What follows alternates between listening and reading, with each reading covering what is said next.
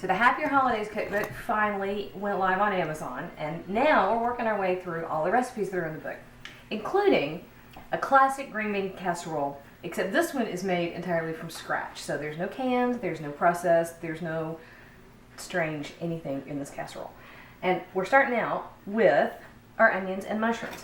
Now I've done this by using the mushrooms whole, and that's so my kids can pick the mushrooms out.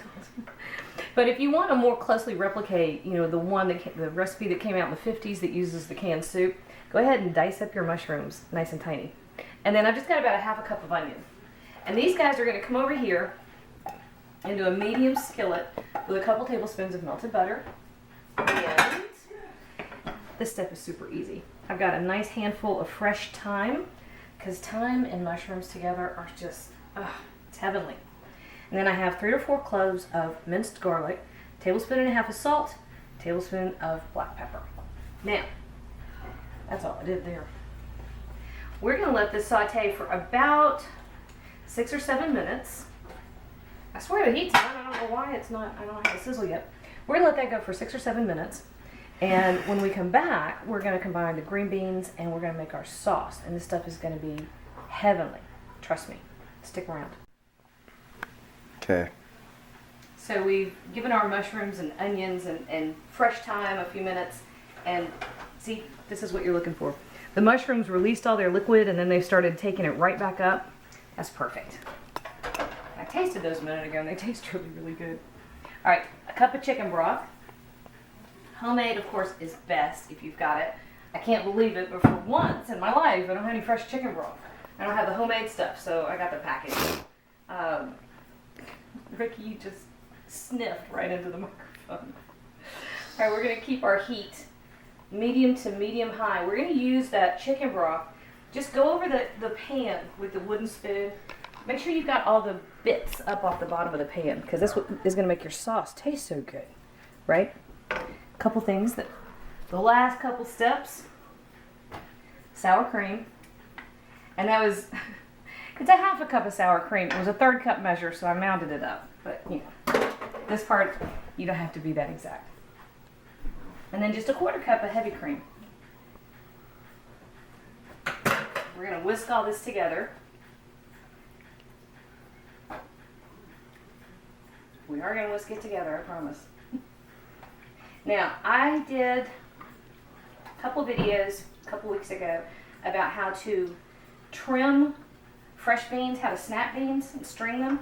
And in this recipe, it doesn't matter if you've got pole beans or runner beans or string beans. It does not matter. You use what you like and what's available for y'all. Whatever you like. But I showed in that video how to clean them, how to trim them, and how to blanch them. And that's what I've got over here. It's about 1.5 pounds of fresh green beans. And I trimmed them and blanched them and stuck them in this little casserole dish, because we are almost ready to go. All right, so you'd want to bring that up to a boil, but don't let it boil too much because you've got that sour cream and cream in there.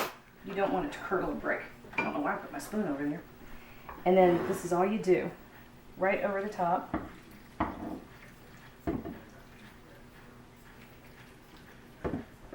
Get all that good stuff out. One final thing. I just want to double check my seasonings. What are you laughing at?